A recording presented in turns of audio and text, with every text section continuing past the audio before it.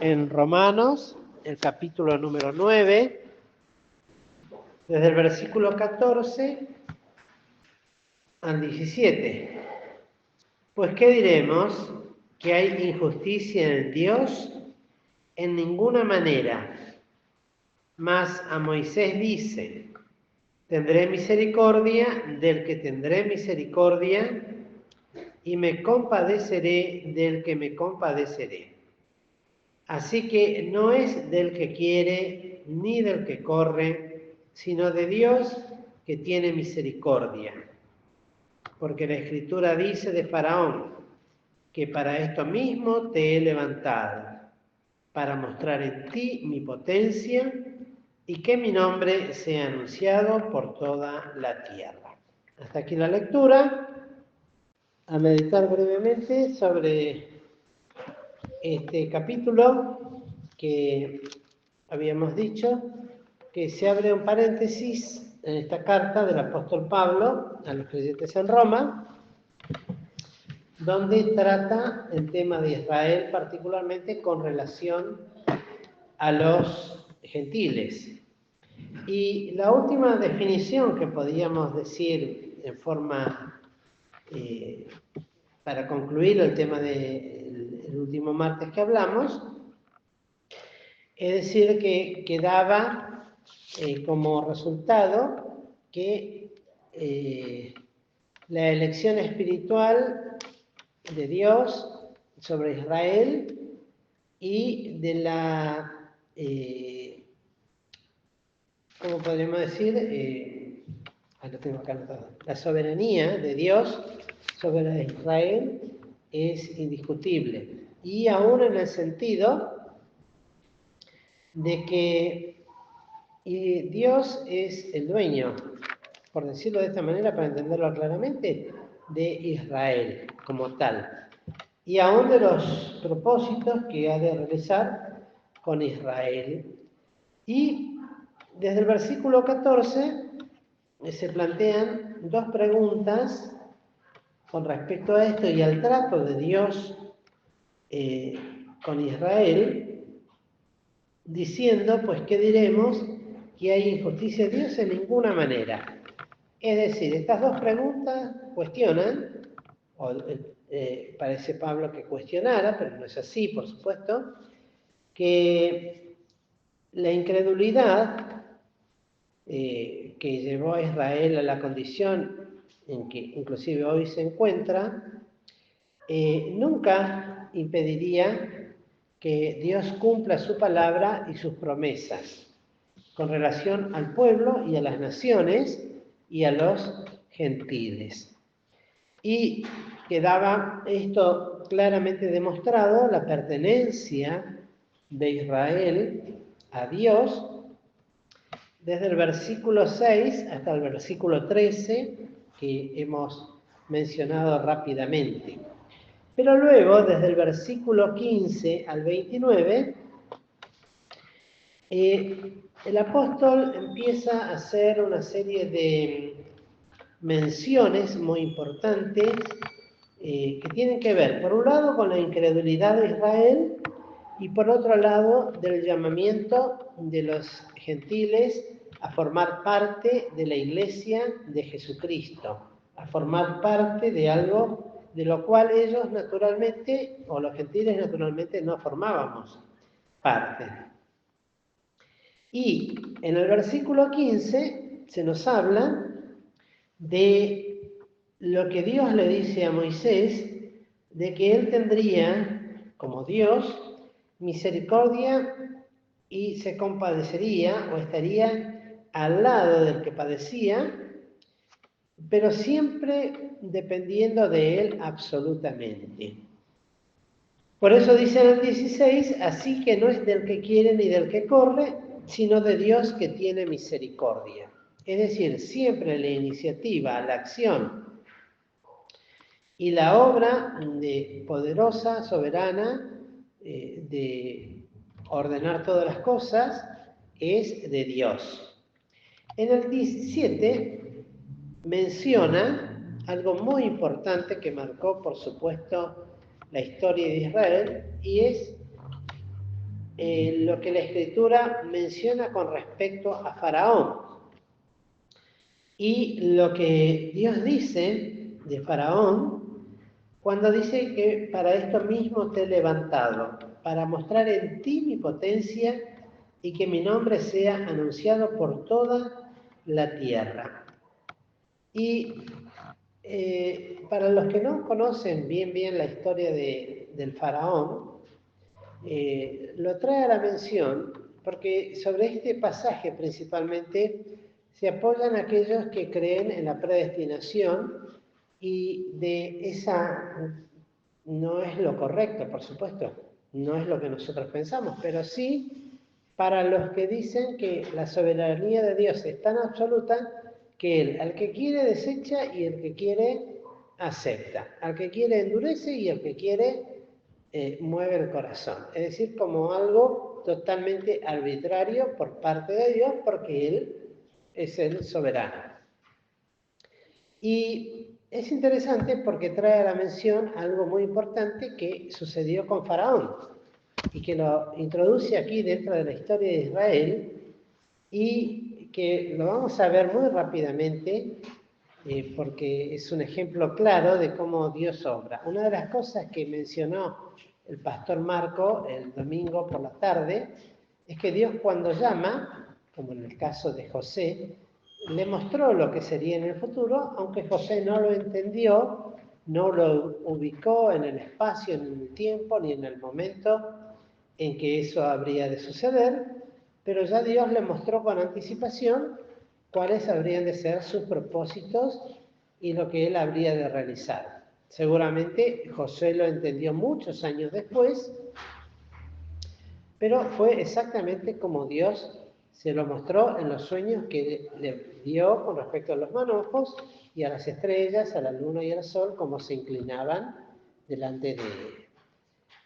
Y en este caso es interesante porque Faraón nos da una clara idea para poder entender lo que significa que cuando Dios endurece, por qué lo endurece y cómo se compadece del que tiene misericordia y del que quiere compadecerse. La gente que se opone o los que cuestionan inmediatamente dicen, bueno, lo que demuestra que a Faraón Dios no le dio posibilidades de que pudiese entender de alguna manera los propósitos. Pero vamos a leer en en Éxodo, la cantidad de veces en que Dios, lo vamos a hacer rápidamente, en Éxodo 3:21,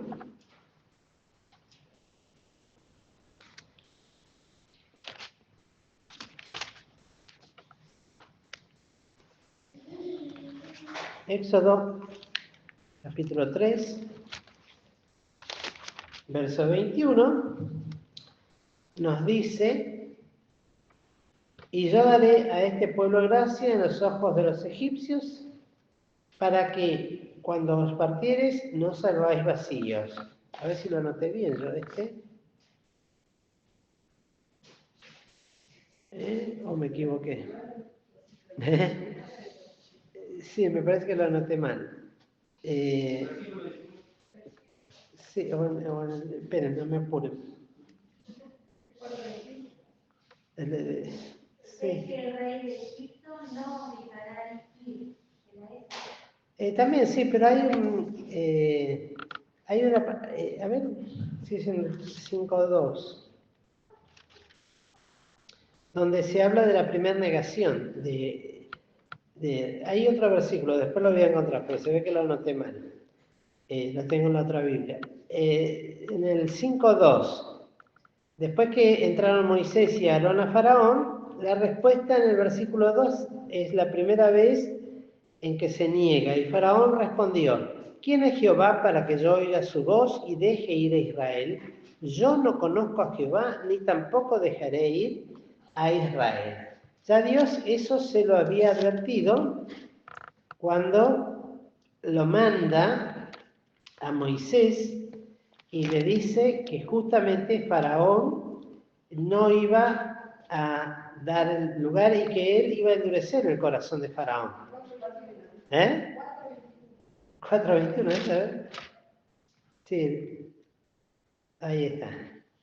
Cuando vienes vuelta a Egipto, mira que hagas delante, no se lo anoté más yo acá, 4:21, sí. Y dijo Jehová a Moisés, cuando hubieses vuelto a Egipto, mira que hagas delante de Faraón todas las maravillas que te he puesto en tu mano, yo empero endureceré su corazón, de modo que no dejará ir al pueblo. Pero no está diciendo que lo iba a endurecer en ese momento, lo haría en determinado momento. En el versículo 2, entonces del 5:2, es cuando se presentan y Faraón ignora directamente la voz y niega no conocer a Jehová, ni tampoco dejar ir a Israel. Dicha negación lo podemos ver en el capítulo 7, a ver si no anoté mal ahora, verso 3, cuando Jehová dice a Moisés, que delante de Faraón eran como Dios y que Aarón sería su profeta, en el versículo 3 vuelve a repetir, y yo endureceré el corazón de Faraón y multiplicaré en la tierra de Egipto mis señales y mis maravillas. Ya le está anunciando lo que habría de hacer con Faraón, pero todavía no lo hace. En el capítulo 7, verso 13, dice, después de terminar la primera señal, dice, y el corazón de Faraón se endureció y no los escuchó como Jehová lo había dicho. Pero no está hablando que Dios endureció el corazón de Faraón. Lo endureceré, está hablando de futuro. Acá está hablando de una actitud que toma Faraón directamente por motus propio, como podríamos decir. Luego, en el versículo 13, ante otra señal, perdón, ya lo leímos.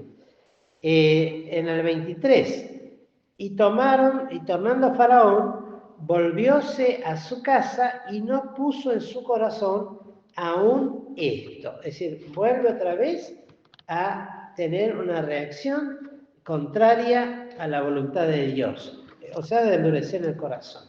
En el capítulo 8, verso 15, todo esto estamos hablando dentro de las señales que les iba haciendo dadas.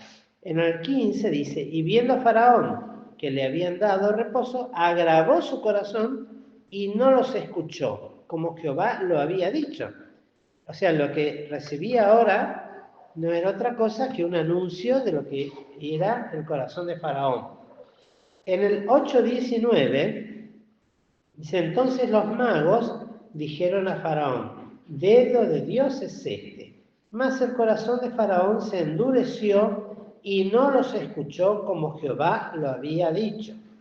En el 32, mas Faraón agravó aún esta vez su corazón y no dejó ir al pueblo. En el 9:6,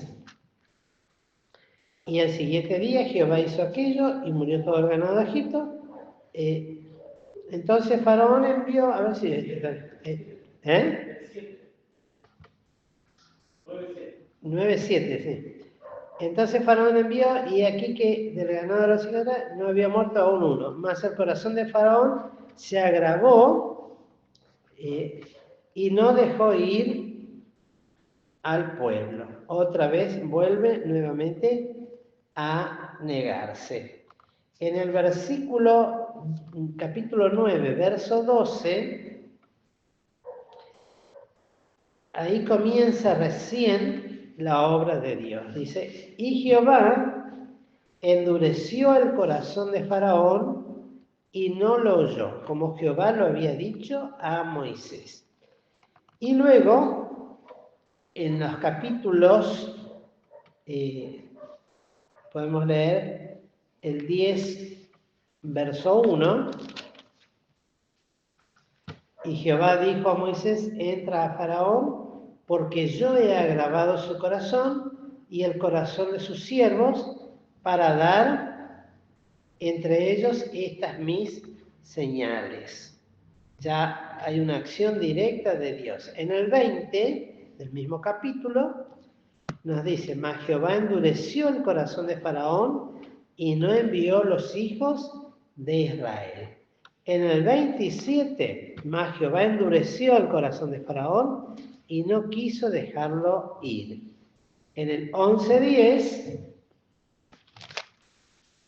dice, y Moisés y Aarón hicieron todos estos prodigios delante de Faraón.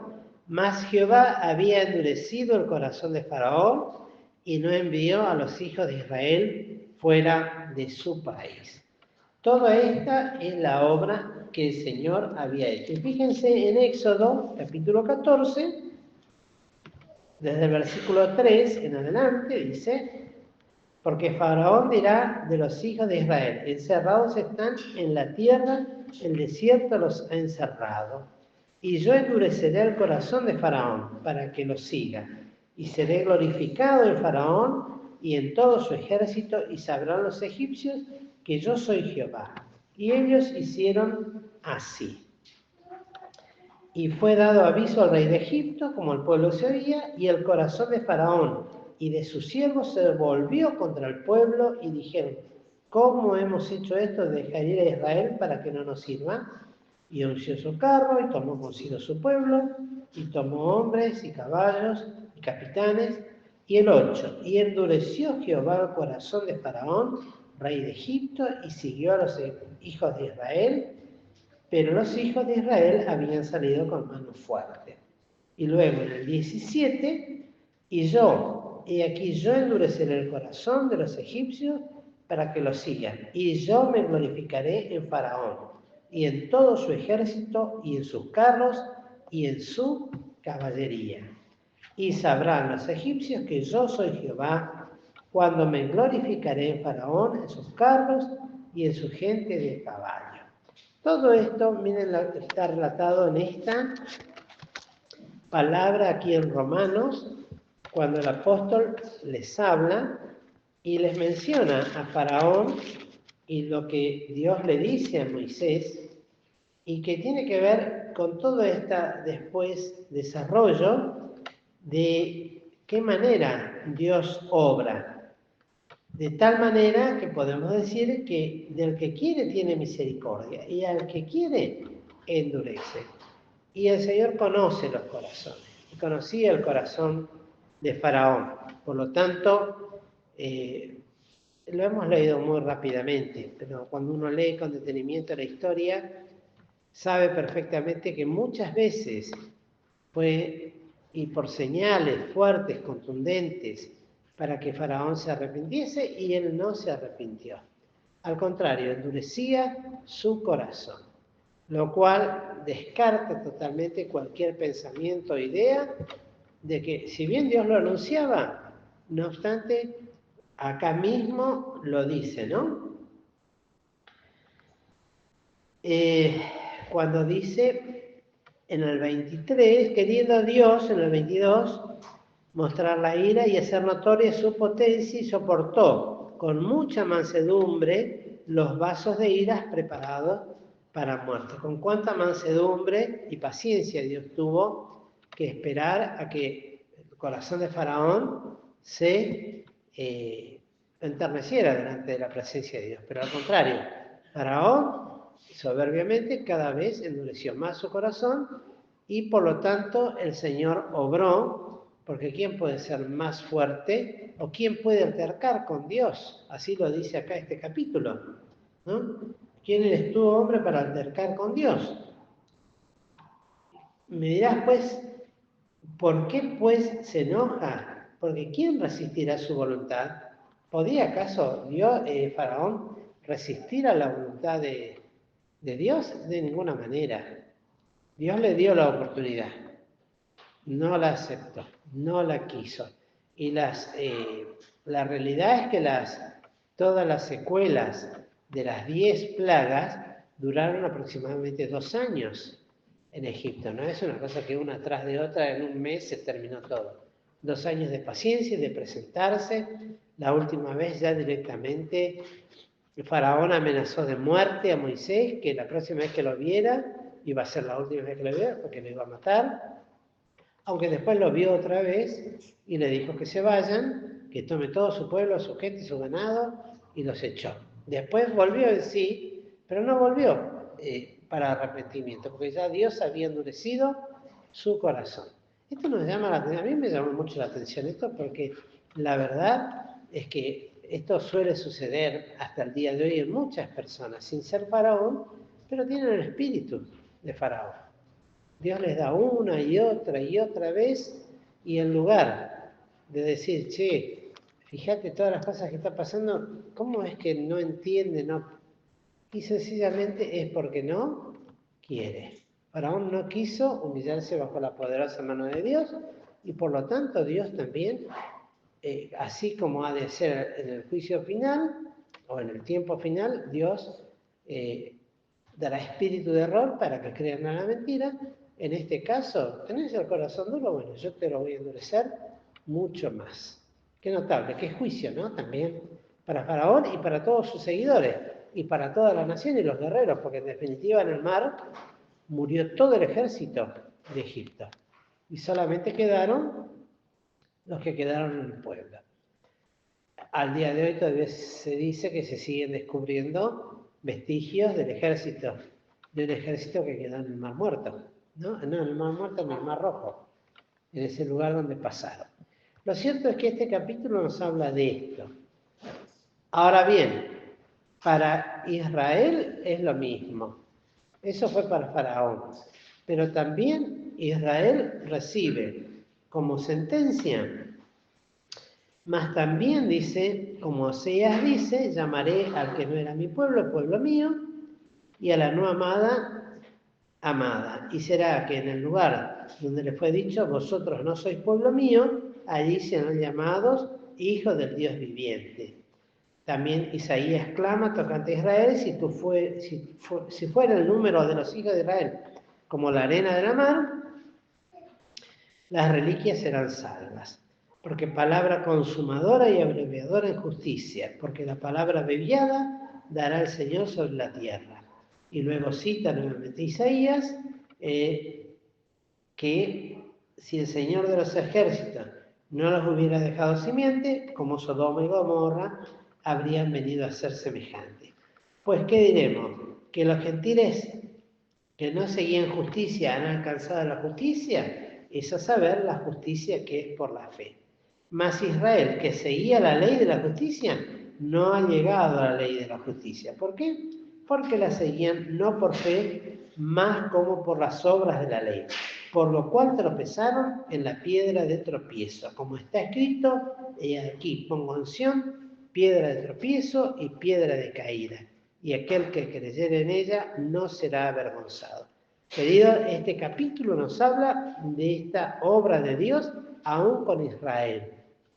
Ciertamente sabemos que no todo Israel, si bien es el pueblo de Dios, pero no nos confundamos pensando que Israel es el Israel bíblico, el Israel santo, el Israel de Dios.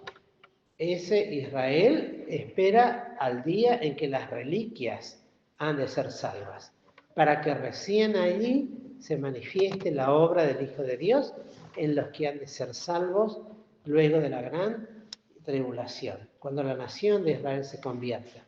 Pero mientras tanto están con un corazón endurecido, rebelde, ajenos, y siguen buscando la justificación por las obras, los pocos que lo hacen, y la gran mayoría hundidos en una profunda incredulidad. Ese es el pueblo de Israel. De ahí los ataques en masa y los genocidios que están haciendo actualmente, lo cual nosotros no vamos a juzgar. ¿Por qué? Porque hay un juez que los ha de juzgar, que es Dios. Nosotros orar por Israel para que en la misericordia de Dios aquellas reliquias, porque dentro de todo ese pueblo hay quienes esperan todavía el cumplimiento de las promesas, y Dios los ha de rescatar en algún momento. ¿A quiénes? A los que sigan la ley de la justicia, que es por la fe. A los que siguen las obras, bueno, eso tienen el corazón de Faraón. Es lo mismo. Faraón y los israelitas rebeldes, duros, han de sufrir exactamente el mismo trato. No es porque sea israelita el que es nacido de Abraham o de la nación de Israel, por eso son salvos. Muchas veces los creyentes el domingo a la mañana me hablaban dos hermanos y dicen, pero ¿cómo Israel no es toda de Dios? ¿No es toda la nación de Dios? El Israel de Dios será aquel Israel convertido. Mientras tanto es el pueblo que está bajo los juicios de Dios y de los cuales realmente el que no se convierte no se va a salvar. No sabemos quiénes son. Pero el juicio de Dios sobre tal cosa es tal cual como lo revela acá el capítulo 9 de Romanos. Que el Señor nos bendiga y nos ayude. Muy rápido lo decimos, habría mucho para decir, pero que nos quede esta idea. Que en Dios no hay injusticia. Y que las cosas que Él obra, los obra con total sabiduría y nunca ha de hacer nada sin antes advertir al pueblo y guiarlo al arrepentimiento. Si uno se pone a pensar solamente cuántos siglos lleva Israel escuchando la palabra del arrepentimiento y no quieren saber absolutamente nada del Cristo de las Escrituras. Que el Señor nos bendiga y nos ayude también para seguir repasando, si es que tenemos tiempo y queremos,